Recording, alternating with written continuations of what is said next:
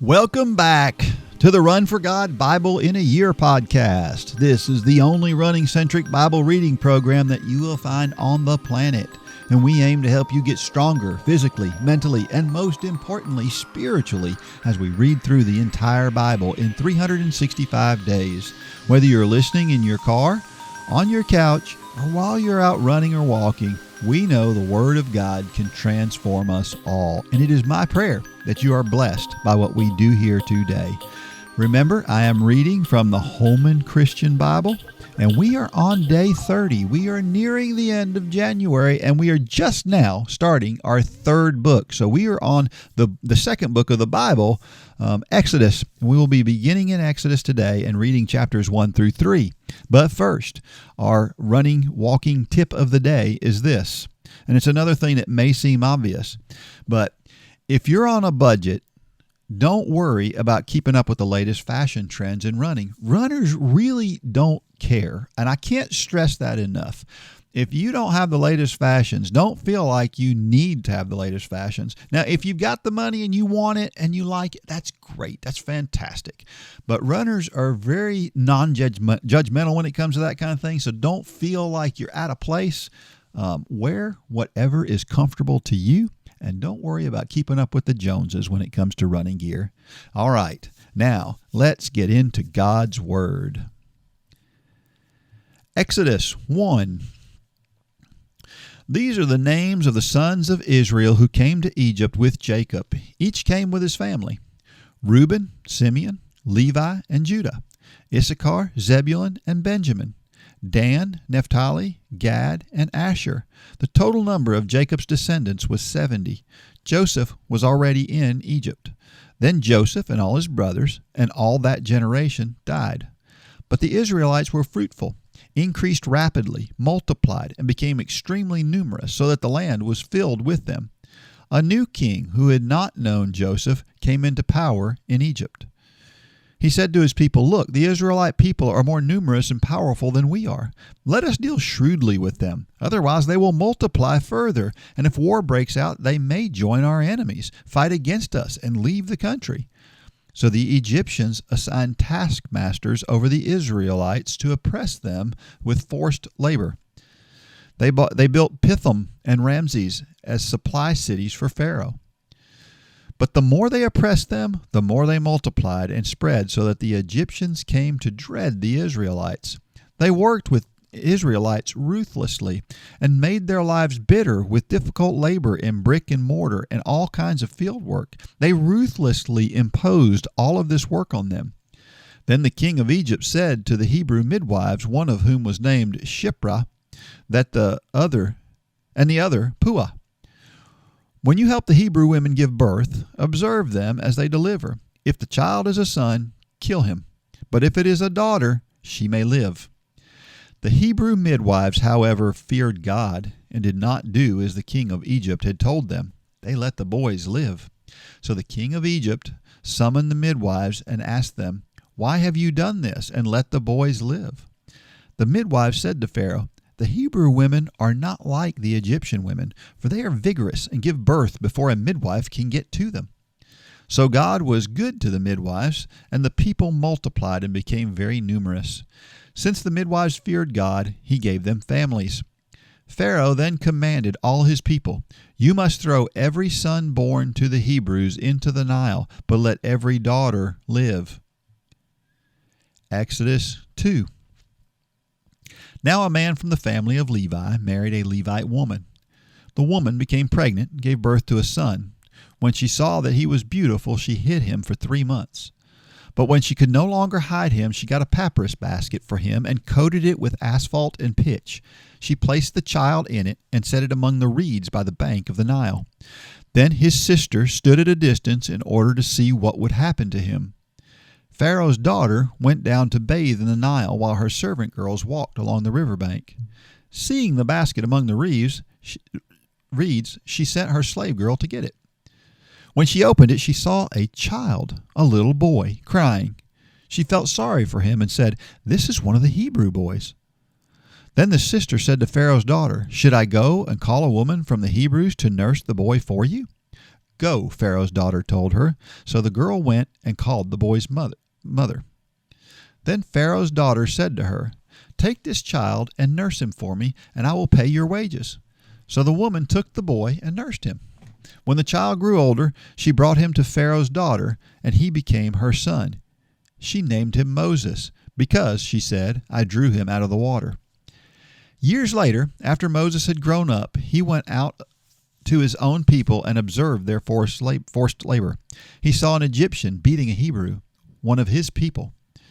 Looking all around and seeing no one, he struck the Egyptian dead and hid him in the sand. The next day he went out and saw two Hebrews fighting. He asked the one in the wrong, "Why are you attacking your neighbor?" "Who made you a leader and judge over us?" the man replied. "Are you planning to kill me as you killed the Egyptian?" Then Moses became afraid and thought, "What I did is certainly known." When Pharaoh heard about this, he tried to kill Moses, but Moses fled from Pharaoh and went to live in the land of Midian and sat down by a well. Now the priest of Midian had 7 daughters. They came to draw water and filled the troughs of water to water their father's flock.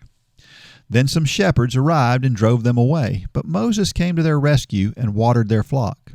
When they returned to their father Reuel, he asked them, "Why have you come back so quickly today?" They answered, "An Egyptian rescued us from the shepherds. He even drew water for us and watered the flock." "So where is he?" he asked his daughters. "Why then did you leave the man behind? Invite him to dinner." Moses agreed to stay with the men, and he gave his daughter Zipporah to Moses in marriage. She gave birth to a son whom he named Gershom, for he said, "I have become a stranger in a foreign land." After a long time, the king of Egypt died. The Israelites groaned because of their difficult labor, and they cried out, and their cry for help ascended to God because of the difficult labor. So God heard their groaning, and he remembered his covenant with Abraham, Isaac, and Jacob. God saw the Israelites, and he took notice. Exodus 3. Meanwhile, Moses was shepherding the flock of his father-in-law Jethro, the priest of Midian. He led the flock to the far side of the wilderness and came to Horeb, the mountain of God. Then the angel of the Lord appeared to him in a flame of fire within a bush. As Moses looked, he saw the bush was on fire but was not consumed. So Moses thought, "I must go over and look at this remarkable sight. Why isn't the bush burning up?" When the Lord saw that he had gone over to look, God called out to him from the bush, "Moses, Moses." "Here I am," he answered.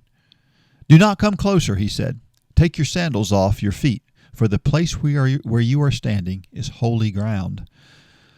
Then he continued, "I am the God of your father, the God of Abraham, the God of Isaac, the God of Jacob." Moses hid his face because he was afraid to look at God. Then the Lord said, "I have observed the misery of my people in Egypt and have heard them crying out because of their oppressors, and I know about their sufferings. I have come down to rescue them from the power of the Egyptians and to bring them from that land to a good and spacious land, a land flowing with milk and honey, the territory of the Canaanites, Hittites, Amorites, Perizzites, Hivites, and Jebusites. The Israelites' cry for help has come to me, and I have also seen the way the Egyptians are oppressing them. Therefore go, I am sending you to Pharaoh so that you may lead my people, the Israelites, out of Egypt." But Moses asked God, "Who am I, that I should go to Pharaoh, and that I should bring the Israelites out of Egypt?"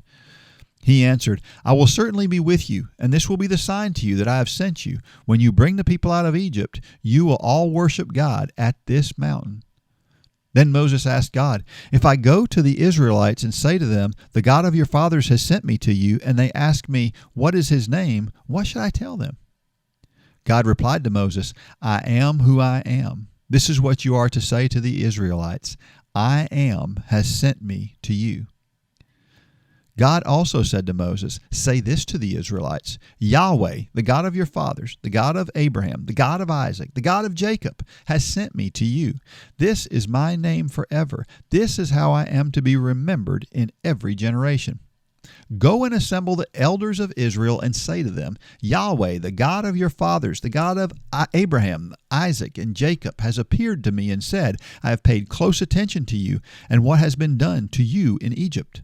And I have promised you that I will bring you up from the misery of Egypt to the land of the Canaanites, Hittites, Amorites, Perizzites, Hivites, and Jebusites, a land flowing with milk and honey. They will listen to what you say. Then you, along with the elders of Israel, must go to the king of Egypt and say to him, "The Lord, the God of the Hebrews, has met with us. Now please let us go on a 3-day trip to the wilderness so that we may sacrifice to the Lord our God. However, I know that the king of Egypt will not allow you to go unless he is forced by a strong hand. I will stretch out my hand and strike Egypt with all my miracles that I will perform in it. After that, he will let you go. And I will give this people such favor in the sight of the Egyptians that when you go, you will not go empty-handed. Each woman will ask her neighbor and any woman staying in her house for her silver and gold jewelry and clothing, and you will put them on your sons and daughters. So you will plunder the Egyptians." May God richly bless the reading of his word. The beginning of Moses. It's a great story. Can't wait to get into it some more, and we will continue tomorrow. But until then, let me leave you with this quote of the day. I have been impressed with the urgency of doing. Knowing is not enough. We must apply. Being willing is not enough. We must do. That comes from Leonardo da Vinci. We gotta have a bias for action. Get busy, get stuff done, and move on. And God is proud of us when we stay moving and keep doing, particularly when we're on the path that he has for us. All right, now may God bless every step of every run and or walk. Go out there and shine your light.